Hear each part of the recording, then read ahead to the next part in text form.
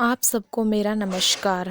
आज मैं आप सबको द हिंदू में प्रकाशित विक्रम विंसेंट के लेख पर आधारित ऐतिहासिक चिंतन की ज़रूरत, जो 27 दिसंबर 2022 को प्रकाशित हुआ था, के बारे में बताना चाहूँगी। भारतीय इतिहास के पुनर्लेखन को लेकर चल रहे वाद विवाद के बीच नवंबर 2021 में महिला एवं बाल विकास, खेल व शिक्षा मंत्री ने विद्यालयीन पाठ्यपुस्तकों में इतिहास के अध्यायों में किए जाने वाले परिवर्तनों का डिज़ाइन संसद में प्रस्तुत किया था। इससे संबद्ध समिति ने इस परिवर्तन के 3 उद्देश्य बताए थे। पहला, राष्ट्रीय नायकों के अनैतिहासिक तथ्यों और विकृतियों के संदर्भों को हटाना। दूसरा, भारतीय इतिहास के सभी कालखंडों के समान या आनुपातिक संदर्भ सुनिश्चित करना। तीसरा, इतिहास में महान महिला नायकों की भूमिका पर प्रकाश डालना। परामर्श के बाद समिति ने अनेक सुझाव दिए हैं। इनमें बच्चों की सीखने की क्षमता के विकास, पाठ्यपुस्तकों की सामग्री, महिलाओं की इतिहास व स्वतंत्रता संग्राम में भागीदारी को उजागर करते हुए उनकी पारंपरिक छवि में सुधार करना, एडटेक का भरपूर उपयोग, वैज्ञानिक दृष्टिकोण और नवाचार में वृद्धि, क्रिटिकल थिंकिंग, दूरसंचार, सृजनात्मकता आदि को बढ़ावा देने पर विचार करना मुख्य है। सुझावों की आलोचना की अगर बात की जाए, समिति के सुझावों का इंडियन हिस्ट्री कांग्रेस ने ज़बरदस्त विरोध किया है।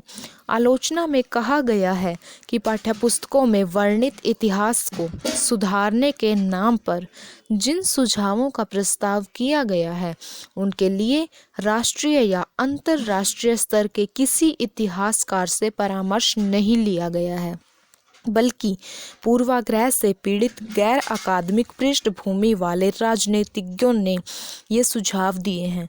पब्लिक पॉलिसी रिसर्च सेंटर की रिपोर्ट में से भी यही बातें कही गई हैं।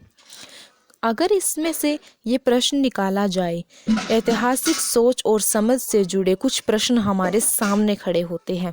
क्या इतिहास की पाठ्यपुस्तकों के सही गलत को परखने के लिए जनता पर भरोसा किया जा सकता है? क्या जनता में यह समझ विकसित की जानी चाहिए? अगर हाँ, तो कैसे? इन प्रश्नों के उत्तर में कहा जा सकता है कि अगर भारतीय प्रभुसत्ता का आधार जनता है, तो जनता में इस प्रकार की ऐतिहासिक समझ विकसित की जानी चाहिए कि वह लोकतंत्र का प्रभावी हिस्सा बन सके। इस प्रकार की ऐतिहासिक समझ का प्रतिशत फिलहाल बहुत कम है। हमारे पास ऐसे कई ढांचे हैं जो ऐतिहासिक चिंतन को विकसित करने में सार्थक सिद्ध हो सकते हैं, जैसे SSIMC summarising, contextualising, inferring, monitoring, corroborating या RCH assignment centre for history या हिस्टोरिकल थिंकिंग स्टैंडर्ड एक्विलाइटेड गैरी नैश द्वारा।